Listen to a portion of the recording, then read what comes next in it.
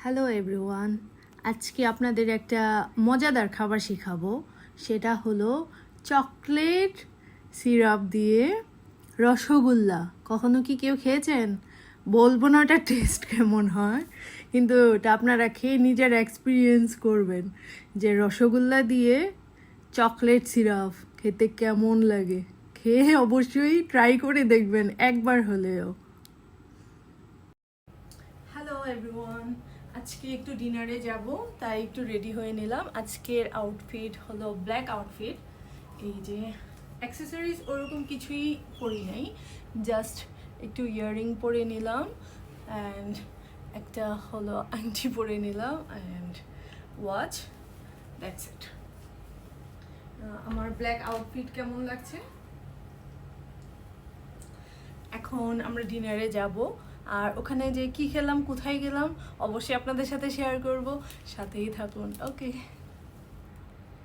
চলে গেলাম আজকে ডিনার করার জন্য Teriyaki Boy and sizzling steak. জায়গাটা অনেক সুন্দর, ওইখানের ইন্টেরিয়র, তারপরে হলো এত সুন্দর সুন্দর ছবি ওঠানো যায়, এত সুন্দর, মাশাল্লাহ অনেক সুন্দর জায়গাটা। আমি পুরোটা একটু ঘুরে ঘুরে দেখলাম। অনেক দেশের পতাকা ওখানে লাগানো ছিল। তারপরে যে স্পটে আমি অনেকগুলো ছবি উঠিয়েছি, অনেক ছবি উঠিয়েছি। অনেক সুন্দর জায়গাটা, অনেক হলো কালারফুল, অনেক ভালো লেগেছে। এখানে আরও অনেক হলো মানুষজন ছিল। আমি একটু আগে চলে গেছিলাম যাতে করে ওখানে সুন্দর করে ভিডিও করতে পারি, মানুষের ভিড় না হয়। তারপরেও যেই দেখি ওখানে অনেক মানুষ চলে আসছে, তারপরেও উপর থেকে একটু ভিডিও করে নিলাম। জায়গাটা অনেক সুন্দর ছিল।